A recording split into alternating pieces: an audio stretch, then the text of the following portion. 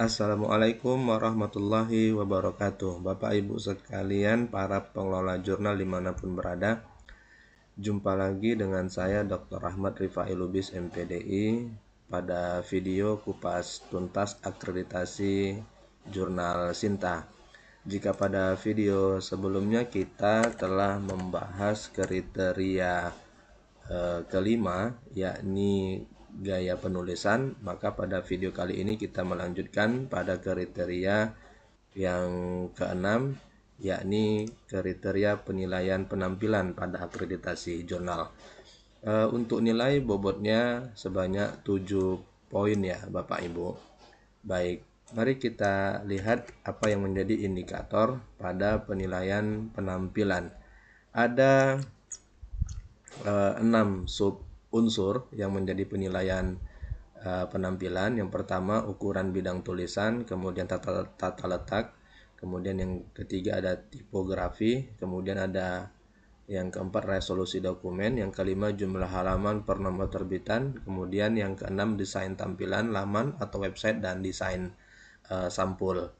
Bapak Ibu, untuk yang pertama adalah ukuran bidang, yakni indikatornya ada dua. Pertama, konsisten berukuran A4. A4 itu kalau secara hitung-hitungannya 210 kali 297 mm. Itu dapat nilai 1, dan tidak konsisten itu dapat nilai 0,5. Jadi Bapak Ibu, seluruh artikel yang terbit pada jurnal Bapak Ibu harus konsisten menggunakan ukuran A4, itu dapat nilai 1. Selain ukuran A4, itu bisa saja akan mendapatkan ukuran 0. Bahkan jika tidak konsisten begitu ya, dia menggunakan 4. Tetapi ada beberapa artikel yang tidak menggunakan 4, katakanlah kuarto atau menggunakan legal gitu, maka itu dianggap tidak konsisten, maka akan dapat skor 0,5. Jadi ukuran bidang tulisan itu maksudnya adalah ukuran kertas ya Bapak Ibu ya, yang digunakan. Misalnya ini kita lihat, nah ini PDF-nya. Nanti asesor akan mengecek kertas ini apakah menggunakan A4 atau tidak. Ya begitu ya Bapak Ibu. Kemudian yang kedua adalah tata letak. Tata letak ini ada 3 indikator. Indikator pertama adalah konsisten antar artikel dan antar terbitan. Kemudian itu dapat nilai 1. Kemudian kurang konsisten dapat 0,5, dan tidak konsisten dapat nilai 0 ya. Mari kita lihat apa yang disebut dengan tata letak. Tata letak ini dalam istilah lain disebut dengan layout, yang mencakup penataan ruang halaman, penempatan baris judul, alinea, dan ilustrasi. Di tata letak setiap terbitan harus konsisten karena menentukan tampilan halaman artikel dan mencirikan gaya selingkung jurnal ilmiah. Nah, terlalu banyak ruang kosong dalam layout artikel sebaiknya dihindari. Gambar, ilustrasi, skema, dan tabel tidak harus diletakkan di antara paragraf atau kalimat, tapi peletakannya boleh konsisten di bagian bawah bidang tulisan, sementara peletakan teks di bagian atas. Nah, Bapak Ibu, nanti kalau tata letak itu misalnya begini. Ini penempatan halaman misalnya ya Bapak Ibu. Nah, ini konsisten jika di halaman pertama di tengah, maka pada artikel-artikel pada edisi lain atau artikel-artikel lainnya di jurnal itu ya, setiap halaman awal, halaman pertama ya peletakan nomor halamannya di tengah gitu. Jika nanti di artikel lain peletakannya tidak di tengah, maka itu akan dianggap tidak konsisten. Nah, begitu ya Bapak Ibu. Kemudian kalau kita perhatikan kan artikel ini menggunakan 2 kolom gitu ya. Ada kolom kiri, ada kolom kanan gitu. Nah, ini harus konsisten di semua artikel menggunakan 2 kolom ini, dan hitungan jarak gitu ya, hitungan jarak antara kolom satu dengan kolom lainnya ini juga harus konsisten di semua artikel. Kemudian penggunaan margin, hitungan margin juga harus konsisten di semua artikel. Kemudian penempatan baris judul. Nah, ini Bapak Ibu. Nah, ini memang kita harus betul-betul perhatikan saat artikel itu sebelum terbit. Nah, jarak antara margin atas kemudian dengan baris judul itu di semua artikel harus konsisten. Nanti asesor itu akan memeriksa jika judulnya ini terlalu ke bawah begitu. Nanti ada beberapa artikel yang judulnya ke atas, nanti ada beberapa artikel yang judulnya ke bawah begitu. Ada nampak ruang kosong di atas. Nah, itu akan menjadi hitungan tidak konsisten. Jadi ini akan menunjukkan tampilan jurnal itu tampilan artikel itu semakin bagus. Nah, jika dia konsisten itu akan semakin bagus. Tapi jika tidak konsisten ya tentu itu akan memperburuk tampilan dari artikel tersebut. Kemudian Bapak Ibu yang ketiga adalah tipografi. Tipografi ini skornya maksimal juga 1. Indikatornya yang pertama konsisten antar artikel dan antar terbitan. Kurang konsisten dapat 0,5, tidak konsisten dapat nilai 0. Nah, tipografi ini adalah meliputi pilihan jenis, bentuk dan ukuran muka huruf, pengaturan spasi antar baris, jarak antar huruf, perataan tepi bidang tulisan dan variasinya. Nah, Bapak Ibu, ini berkaitan dengan huruf ya Bapak Ibu. Nah, misal pada judul ini ya, pada judul berapa ukuran atau size dari font yang kita gunakan. Misalnya ini untuk judul adalah 16 size-nya gitu, 16 atau 14 atau 18, terserah tergantung gaya selingkung masing-masing jurnal. Jadi kalau judulnya adalah 18 size-nya, maka di seluruh artikel pada judul harus size-nya 18. Nah, jika di abstrak size-nya 11, misalnya 11 gitu ya. Bolehkah berbeda antara judul dengan abstrak dengan isi? Itu terserah kepada pengelola jurnal saja Bapak Ibu, karena itu adalah gaya selingkung dari masing-masing jurnal. Tapi yang penting itu adalah konsistensinya. Nah, jadi kalau abstrak adalah 11, maka di seluruh artikel harus 11. Nah, Bapak Ibu, memang yang menjadi problem itu terkadang adalah ini jarak antar huruf atau perataan tepi bidang tulisan. Karena memang kalau kita menggunakan aplikasi Microsoft Word ya untuk mengetik, itu memang akan ada terkadang ruang-ruang kosong yang itu cukup berjarak sehingga itu mempengaruhi tampilan dari tipografinya. Nah, jadi Bapak Ibu, contohnya seperti ini.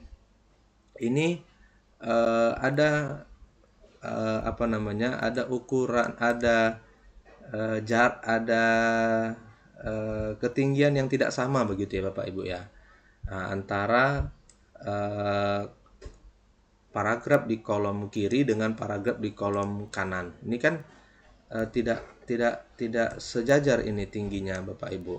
Nah, tapi memang ini adalah minus gitu ya, minus ataupun kekurangan dari penggunaan Microsoft Word. Karena dalam Microsoft Word itu dia akan tersetting secara otomatis. Jadi saran saya Bapak Ibu, jika ingin atau menghendaki yang rapi begitu dalam penulisannya, maka Bapak Ibu bisa menggunakan aplikasi lain, misalnya Adobe InDesign gitu ya. Dalam layoutnya Bapak Ibu nanti menggunakan Adobe InDesign.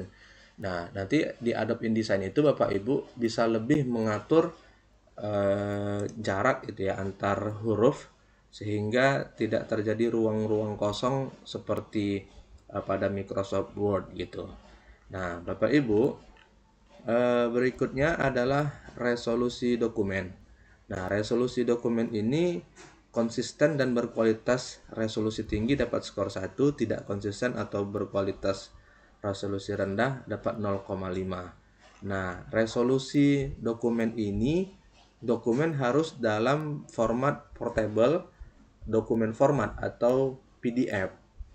Jadi artikel yang di ini maksudnya artikel yang sudah publish ya Bapak Ibu ya, dalam bentuk PDF. Tapi kalau dia submit ya tentu dalam Microsoft Word. Kenapa? Ya karena eh, agar bisa mudah untuk diedit atau juga direview oleh para mitra bestari. Tapi kalau untuk publishnya ya harus dalam bentuk PDF begitu ya Bapak Ibu. Walaupun nanti di beberapa jurnal internasional kita bisa saja menemukan format lain seperti HTML gitu. Tapi lazimnya untuk di Indonesia kalau kita lihat dalam pedoman akreditasi ini dikehendaki dalam format PDF atau portable document format. Nah, memiliki kualitas tulisan yang dijaga konsistensinya dan resolusi tinggi. Penampilan gambar-gambar terutama hasil scanning harus jelas dan tidak blur. Jadi ini berkenaan dengan kecerahan gitu ya, dari tulisan ataupun instrumen pendukung yang ada dalam artikel ini. Jadi tulisannya itu terbaca dia, tidak blur. Nah, kalaupun ada nanti menggunakan gambar, maka gambarnya itu harus gambar yang dengan resolusi yang tinggi, pencahayaan yang tinggi, sehingga itu dapat jelas terlihat, dapat jelas terbaca oleh para pembaca artikel. Jika misal gini, ada artikel yang di dalamnya terdapat grafik gitu ya Bapak Ibu, atau terdapat tabel, tapi tabelnya itu hasil dari scanning, bukan dalam format tabel, maka Bapak Ibu harus meminta kepada penulis menyajikannya dalam bentuk tabel, jangan dalam bentuk tabel yang sudah di-scan atau tabel yang di-screenshot gitu, jangan. Karena itu nanti ketika di-convert dalam bentuk PDF dia akan menjadi blur. Nah, itu sebabnya grafik Bapak Ibu harus tampilkan dalam bentuk grafik, minta penulis untuk mengirimkan grafik mentahnya sehingga itu nanti bisa diolah dalam artikel Bapak Ibu. Begitu juga adalah tabel. Nah, kalau ada gambar, minta gambar dalam bentuk JPEG.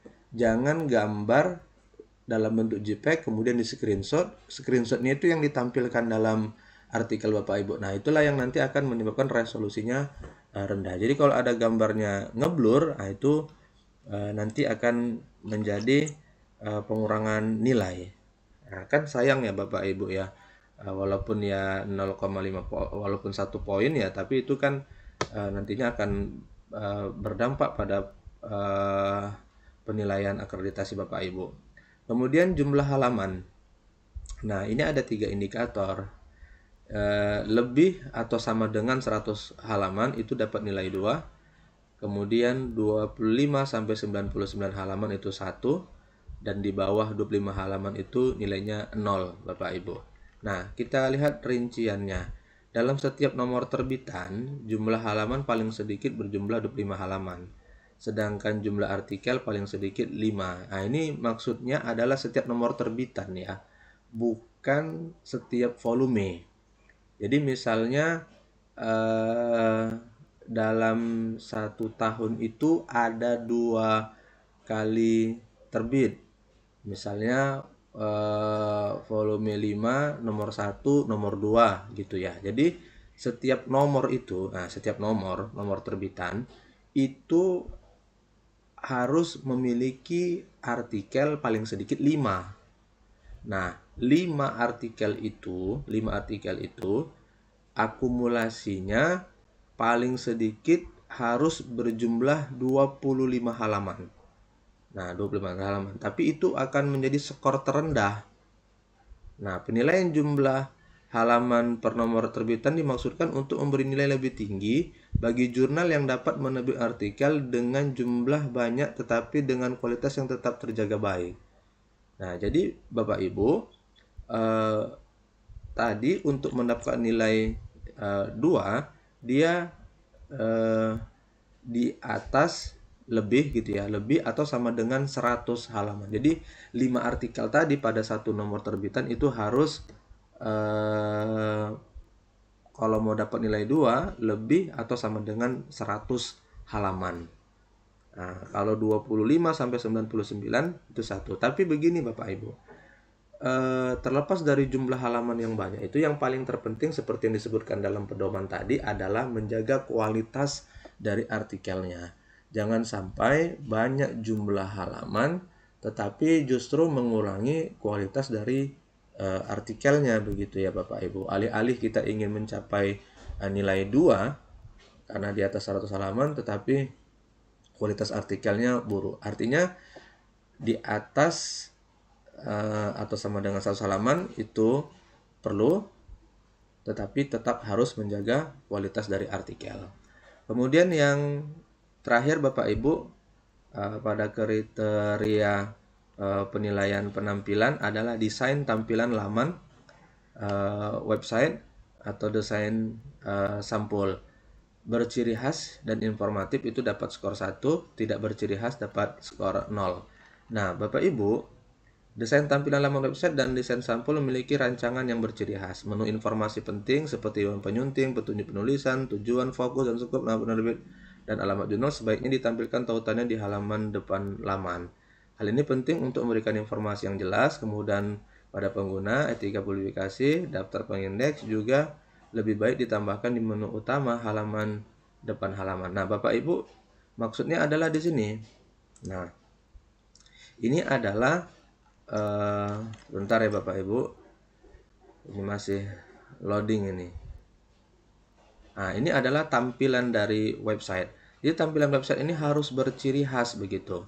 Jadi orang kalau sebut Fitrah Journal of Islamic Education, orang ingat gitu dengan ciri khas dari jurnal ini.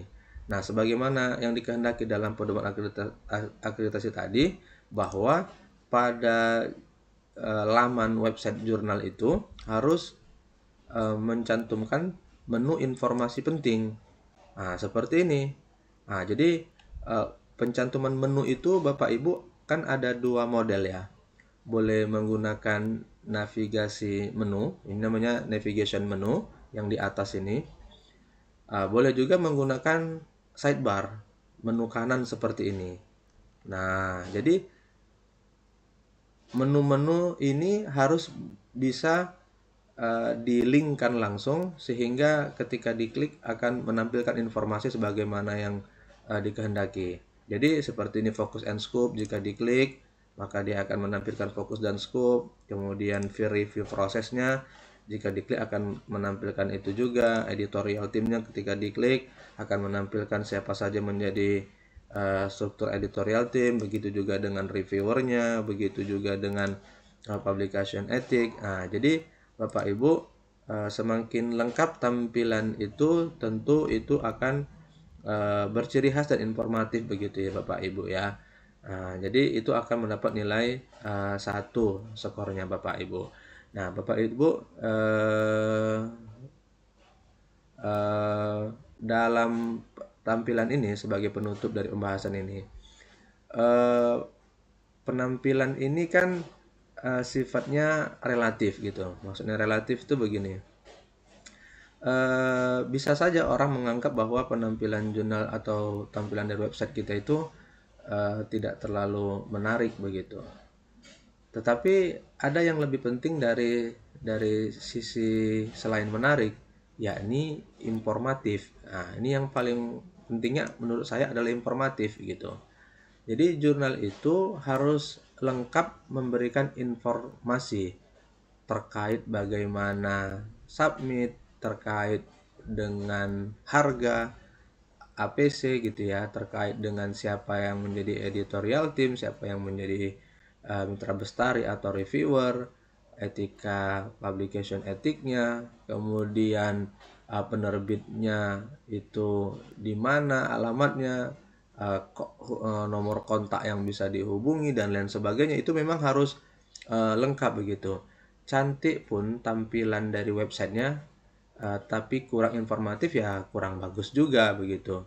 Tetapi menarik ataupun cantik lah begitu tampilan website itu perlu juga memang Bapak Ibu. Tapi memang itu sifatnya relatif. Jadi cantik menurut kita belum tentu cantik menurut orang lain begitu. Kita suka dengan tampilan warna hijau pada jurnal kita. Ya, kita tidak bisa memaksakan bahwa orang harus suka dengan warna hijau begitu ya. Ada orang lain yang tak suka dengan warna hijau sehingga dia katakan warna hijau itu tidak menarik begitu. Tapi yang paling terpenting adalah tampilan websitenya adalah harus informatif, harus memberikan informasi lengkap pada laman websitenya. Demikian penjelasan untuk penilaian tentang penampilan. Assalamualaikum warahmatullahi wabarakatuh.